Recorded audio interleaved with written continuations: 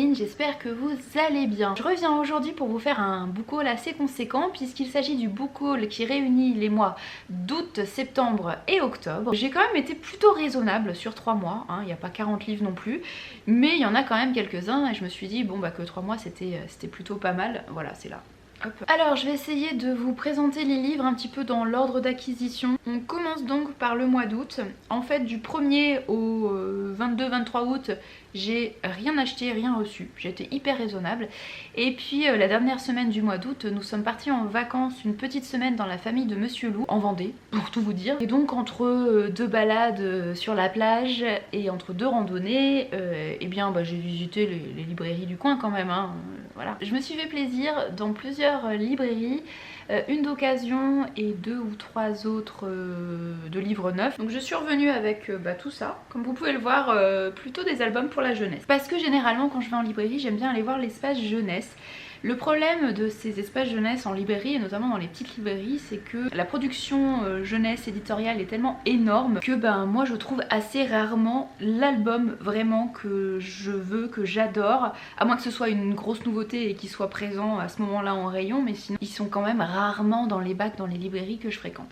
Et alors là, j'ai trouvé 3 albums que je voulais absolument acheter, que je n'avais encore jamais trouvé dans les autres librairies que j'ai pu visiter jusque là.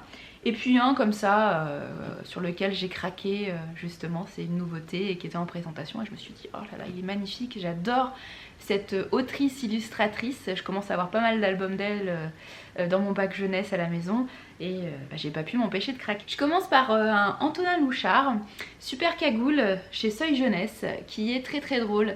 Alors j'aime pas tout ce que fait Antonin Louchard, mais j'en ai quand même déjà quelques-uns dans ma bibliothèque et il y en a quand même quelques-uns qui sont très très drôles et celui-là est quand même pas mal du tout. On l'avait lu en accueil jeunesse avec ma collègue et il avait fait beaucoup rire les petits et les grands. C'est un petit poussin qui porte une cagoule, donc je pense que ça parlera à beaucoup d'enfants et beaucoup d'adultes.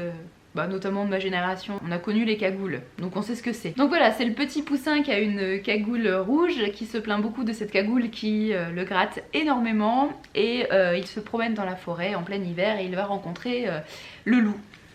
Voilà, on voit le parallèle avec le petit chaperon rouge, bien sûr. Le loup qui est quand même bien stupide, qui a qu'une envie, c'est de manger ce petit poussin, cette petite poulette.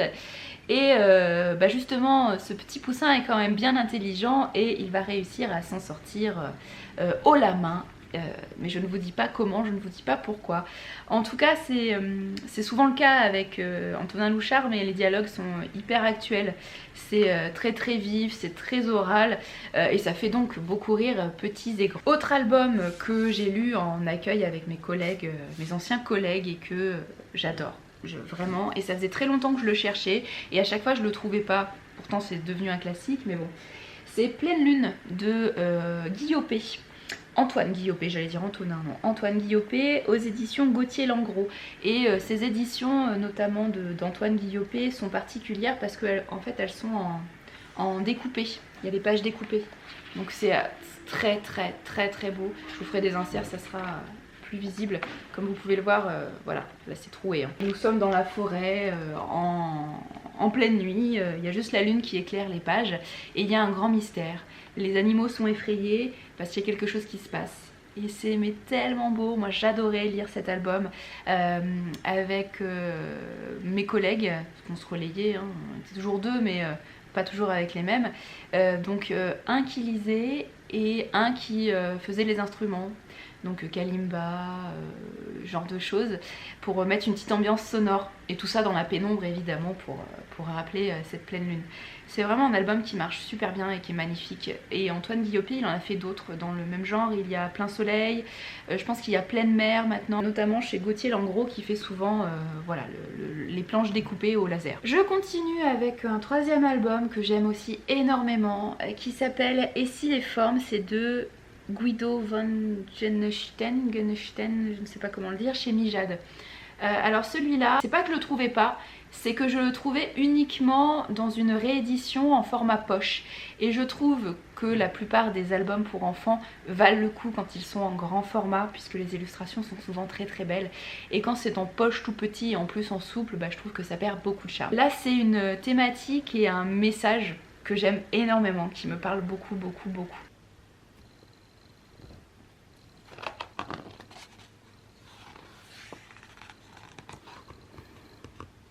Peut-être que tout a commencé ainsi. Peut-être qu'au départ, il n'y a que des couleurs. Le rouge, le jaune, le bleu. Et ensuite naissent des formes. Peut-être que rouge dit « Oh, merci !» Jaune s'écrie « Hurrah !» Et bleu dit « C'est chouette d'avoir pris forme !» Peut-être que toutes ces formes sont composées de plus petites formes. Un cercle fait de petits cercles, un triangle de petits triangles, un carré de petits carrés. Peut-être que tout est formé avec ces petits éléments. Toutes les choses, toutes les plantes, tous les animaux, toutes les personnes.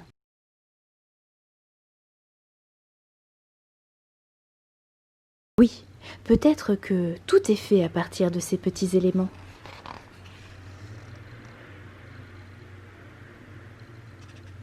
Vraiment tout. Et peut-être que toutes les choses, toutes les plantes, tous les animaux, toutes les personnes redeviennent de simples éléments quand ils meurent. Peut-être que ces formes dispersées se réassemblent, tous les cercles s'unissent, les triangles forment un triangle et les carrés redeviennent un carré. Jaune, rouge, bleu. Puis ces formes se composent et se recomposent encore et encore à l'infini. Et je termine avec le dernier album que j'ai acheté en vacances, qui est donc D'après nature, qui est un imagier ou un abécédaire de Isabelle Simler aux éditions courtes et longues. Isabelle Simler et les éditions courtes et longues de façon générale sont vraiment des noms que j'affectionne beaucoup en littérature jeunesse. J'adore le coup de crayon d'Isabelle Simler. Là aussi je vais vous faire un insert, mais vous allez voir, c'est magnifique. Et en plus là c'est sur la nature, les animaux, donc forcément, voilà. Les pages parlent d'elles-mêmes, je vous laisse regarder.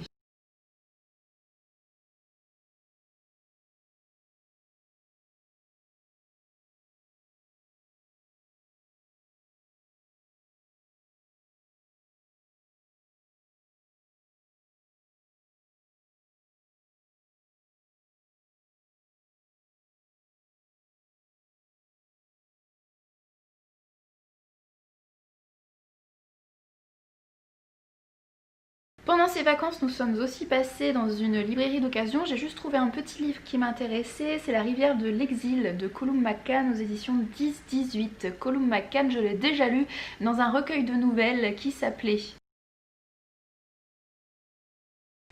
donc Ailleurs en ce pays, qui m'avait énormément plu. 3 nouvelles assez dures quand même, mais qui sentaient vraiment l'Irlande dans ses thématiques, ce conflit nord-irlandais vraiment en fond. C'était assez fort et j'avais vraiment beaucoup aimé la plume, donc j'avais très envie de lire autre chose de Colum McCann. J'ai d'autres livres de l'auteur qui m'attendent dans ma bibliothèque, mais là quand j'ai vu celui-là d'occasion, vraiment pas très cher, en pas trop mauvais état, je me suis dit que ça serait peut-être l'occasion. Là aussi c'est un recueil de nouvelles qui là aussi sera pas très drôle, hein. On nous prévient tout de suite. On nous dit que c'est 12 histoires qui sont pas franchement faites pour se tenir les côtes, mais qui sont très émouvantes et qui parlent de personnages attachants, qui ont des destins assez particuliers. A priori la plupart des héros et héroïnes qui vont être mis en avant sont surtout des Irlandais. Voilà, donc encore une fois l'Irlande qui sera très présente. J'ai également pris pendant les vacances La maison de Emma Baker qui venait de sortir en poche chez J'ai lu. J'en ai beaucoup entendu parler, mais peut-être pas sur Booktube et peut-être pas sur les blogs et les réseaux sociaux. C'est peut-être plutôt au travail que j'en ai entendu parler. En tout cas c'est un sujet qui m'interpellait énormément. Emma Baker en fait pour écrire ce livre, elle est allée en Allemagne et elle est entrée pendant 2 ans dans une maison close. Et en fait la maison c'est l'histoire de son expérience dans la prostitution pendant 2 ans. Voilà, donc je n'en sais pas bien plus, si ce n'est qu'il y a un aspect assez féministe à cette histoire, assez authentique. Bon là je pense que effectivement on peut pas faire plus authentique que vivre une expérience pendant 2 ans et ensuite témoigner de cette expérience. Si vous l'avez lu, n'hésitez pas à me dire ce que vous en avez pensé, je suis assez curieuse de découvrir ça. Et enfin un titre que je ne connaissais pas du tout, et en fait c'est Monsieur Lou qui m'a fait la surprise de me l'offrir en sortant de la librairie. C'est Qui a tué Glenn de Léonie Swan aux éditions 10-18. Je ne connaissais absolument pas, mais ça a l'air plutôt rigolo. Ça se passe donc en Irlande. Un berger, George Glenn, va être tué. Et en fait ce sont ses moutons, et notamment une de ses brebis, qui s'appelle Miss Maple, qui vont mener l'enquête et qui vont découvrir ce qui est arrivé à leur berger. Je pense que ça va être assez drôle, puis le fait que ça se passe en Irlande, s'il y a un côté assez descriptif, enfin si on se sent vraiment en Irlande, je pense que ça devrait doublement me plaire. Voilà, encore une fois, si vous l'avez lu, n'hésitez pas à me dire ce que vous en avez pensé. Je vais continuer avec 2 achats. Le premier, c'était un de mes achats France Loisirs de ces derniers mois. Je sais plus si c'était août ou septembre, enfin bon bref, d'il n'y a pas très longtemps. C'est Mon corps de Martin Winkler. Donc aux éditions France Loisirs. Et là c'est pas un roman, c'est un documentaire qui aborde toutes les questions que se posent les femmes sur leur santé. Donc ça passe de la puberté, l'apparition des règles, la contraception, la grossesse, l'absence de grossesse, la ménopause, etc.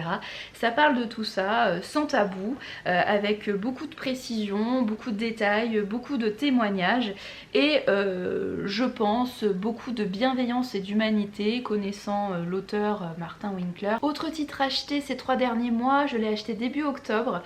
Il s'agit d'une histoire de feu et de sang, le Moyen-Âge de Game of Thrones de Florian Besson et Justine Breton aux éditions PUF, presse universitaire française. Pourquoi j'ai acheté ce livre-là comme ça?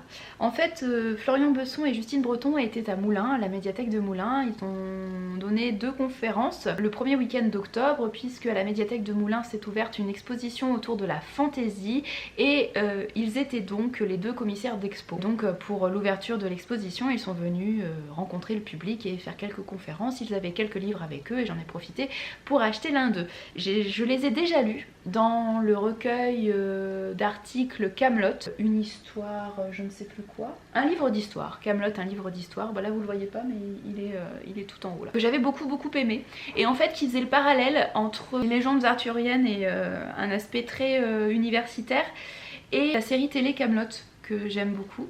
Donc c'était vraiment des articles très intéressants.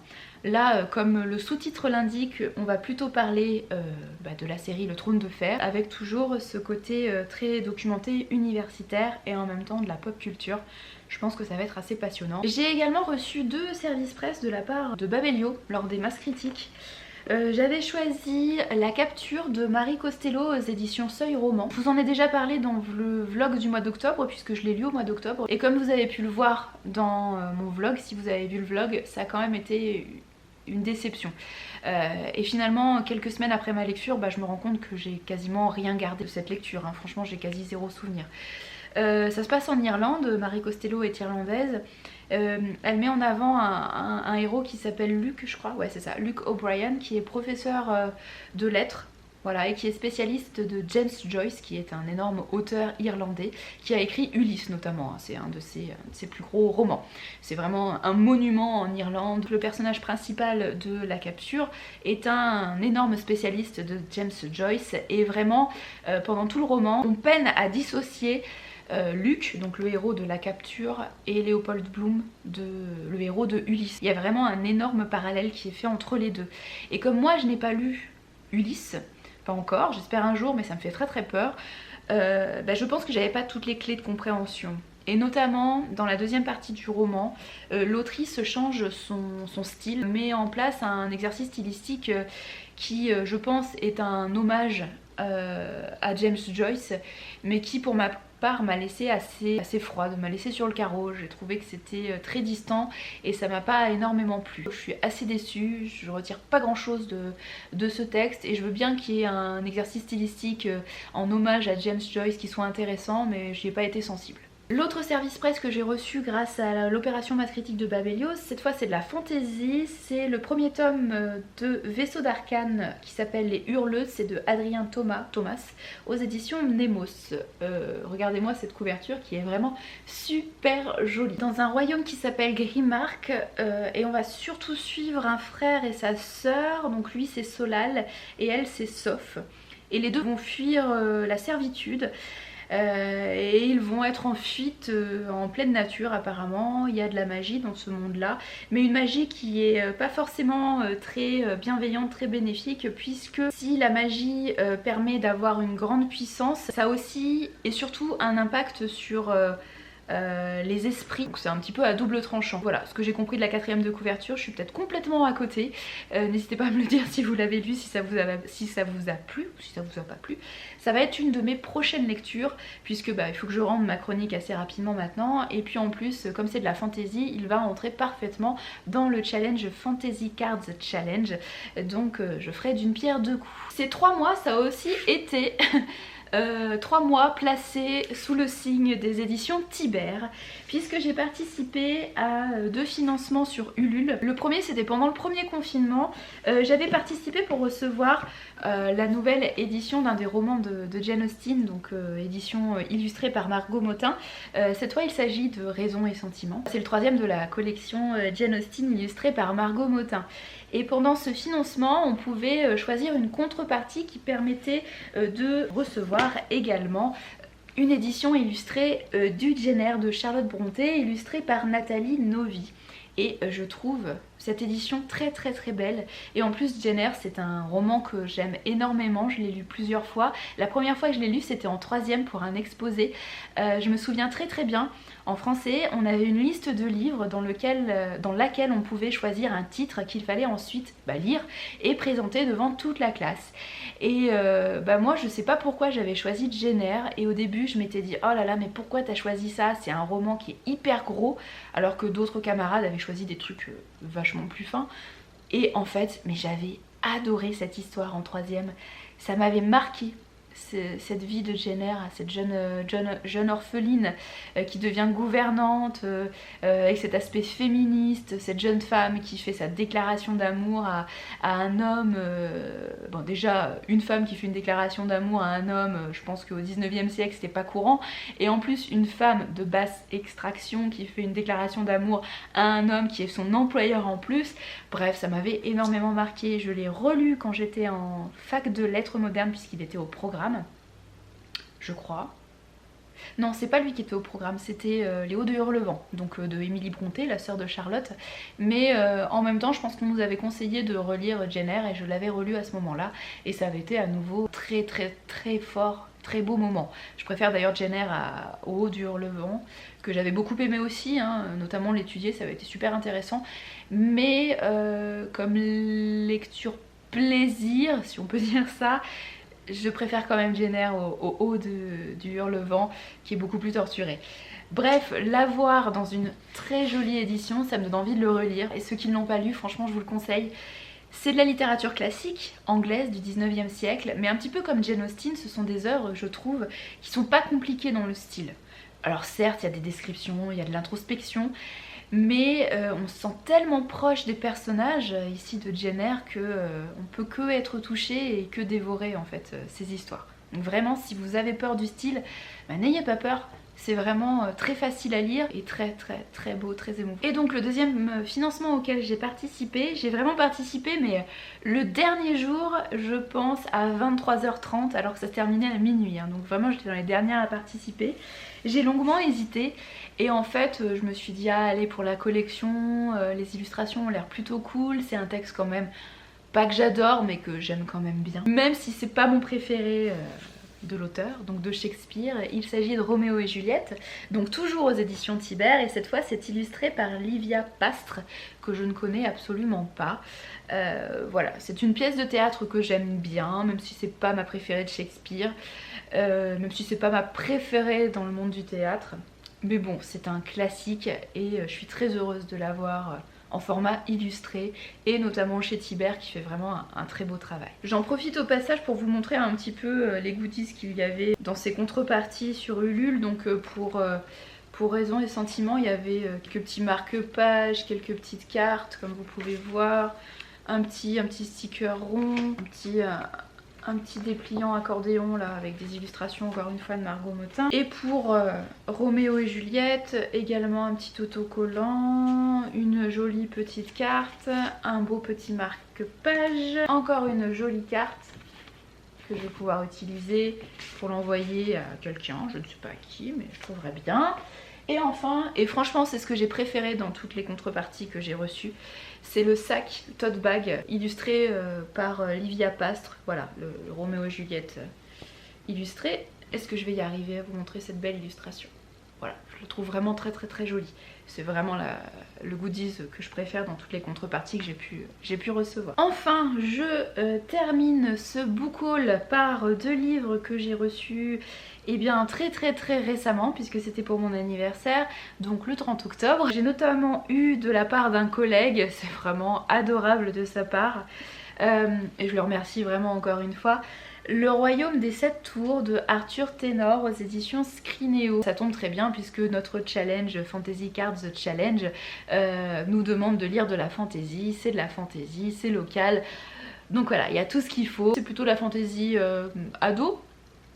J'ai encore jamais lu Arthur Ténor en fait, donc ça sera l'occasion. On est dans un monde complètement fantasy, imaginaire, et je n'ai absolument aucune idée de l'histoire. On va avoir un jeune homme, un étudiant qui s'appelle Thédric Thibert, qui va justement choisir pour vivre des émotions fortes de passer dans le royaume des 7 tours. Il va se retrouver dans un conflit un petit peu qui va le dépasser forcément, entre a priori les armées des mondes noirs, donc plutôt les grands méchants, contre les frères seigneurs alliés aux elfes, donc plutôt les gentils. Donc un truc un peu classique de high fantasy où la lumière, les gentils vont combattre l'obscurité, les grands méchants. Et autre cadeau, très beau cadeau, très bien choisi, je suis très contente également, c'est le beau livre Sorcière de Circé aux sorcières de Salem, un mythe à redécouvrir en 40 notices. C'est de Alix Paré aux éditions Chêne. Et en fait c'est la figure de la sorcière qui là est un petit peu décryptée à travers l'art. Donc au fil des siècles, la sorcière, comment elle est apparue dans l'art, dans les tableaux mais aussi dans la céramique, la sculpture, etc. Donc ça lie 2 sujets qui me tiennent énormément à cœur, la figure de la sorcière que j'aime énormément depuis des années, et également l'histoire de l'art qui est vraiment la discipline que j'ai adoré étudier à la fac. J'ai l'impression que j'ai perdu toutes les références que je pouvais avoir quand j'étais étudiante, mais c'est toujours des sujets qui me fascinent assez, et l'étude des tableaux, la symbolique, etc. C'est vraiment un truc que j'aime beaucoup. Donc là, découvrir un petit peu l'évolution de la figure de la sorcière dans l'art, c'est un truc assez passionnant, et je vais me régaler à découvrir ça. Donc merci beaucoup pour ce beau cadeau inattendu et vraiment super bien choisi. Voilà pour ce book haul, je pense que je n'ai rien oublié. Je pense que les prochains mois seront assez tranquilles niveau achat, puisque bon déjà normalement on est censé être confiné, donc on n'est pas censé faire des achats un petit peu indispensables. Même si est-ce que le livre est essentiel ou pas, c'est un autre débat, je n'entrerai pas là-dedans, mais en tout cas personnellement avec ma pile à lire qui s'élève à des centaines et des centaines de titres, je ne vous donnerai pas le nombre parce que déjà je ne le sais pas, et qu'en plus je pense que je vais me recevoir des tomates si je donne le chiffre. Bref, je n'ai absolument pas besoin d'aller acheter de nouveaux livres, même si c'est un plaisir et que je ne me prive pas pour le faire quand j'en ai l'occasion, comme vous pouvez le voir. Mais bref, je pense que je vais pouvoir passer plusieurs mois, voire plusieurs années très tranquillement sans acheter de nouveaux livres. D'autant plus que étant bibliothécaire, j'ai l'occasion d'emprunter énormément de livres au travail. Bref, je ne suis pas sans bouquins, et donc a priori, il n'y en aura pas énormément qui vont arriver dans ma bibliothèque les prochaines semaines, les prochains mois. Donc je ne sais pas quand il y aura un prochain book haul, peut-être début 2021, on verra. D'ici là, vous verrez mes vlogs lecture. J'aimerais bien également vous faire quand même des vidéos pour bilanter un petit peu mes challenges. Je vous ai toujours pas parlé de mon challenge de l'été, mon challenge estival. Je m'étais lancé un petit défi, lire un certain nombre de livres. Vous aviez sélectionné vous-même les livres que je devais lire. Je vous ai même pas dit si j'avais réussi ou pas et ce que j'avais pensé des livres que j'avais lus. Donc ça c'est prévu que je vous en parle assez vite. Le Pumpkin Autumn Challenge touche à sa fin très bientôt, à la fin du mois de novembre, donc il reste plus qu'un mois pour arriver au bout. Et autant vous dire que c'est un petit peu une catastrophe cette année. Que de ma palle initiale je n'ai pas lu grand chose, alors je pense que je peux raccrocher d'autres lectures à ce Pumpkin Autumn Challenge, mais concrètement ce que j'avais prévu au départ, j'y ai pas beaucoup touché, hein. La pile n'est pas beaucoup descendue, mais je vous ferai un petit bilan à la fin du mois de novembre, au début du mois de décembre. Également, qui devrait arriver bientôt, certainement une pile à lire pour vous présenter ce que j'envisage de lire cet hiver. Alors je ne sais pas si je fais vraiment le Cold Winter Challenge ou si je me prévois juste une petite pile à lire de saison autour de l'hiver. Je ne sais pas encore, ça va se décider d'ici le début du mois de décembre. Mais dans tous les cas ça sera une vidéo pour vous présenter les lectures que je prévois de faire les mois d'hiver. Je vous souhaite de très très belles lectures les prochaines semaines. Si vous êtes confiné, si vous êtes vraiment confiné chez vous, surtout prenez soin de vous, essayez de prendre un petit peu l'air quand même de temps en temps, ça fait du bien, tout en respectant évidemment la distanciation et les gestes barrières et sans abuser hein, évidemment, mais allez faire un petit tour en pleine nature si vous pouvez le faire. Franchement c'est salutaire, c'est bénéfique pour la santé, pour le mental, etc. Donc voilà, faire un petit peu de sport et s'aérer l'esprit, ça fait du bien. Si vous travaillez comme moi, si vous êtes obligé de sortir et de voir des gens, prenez soin de vous, faites attention. Et je vous dis à très bientôt dans une prochaine vidéo pour vous parler de mes lectures. Salut et merci!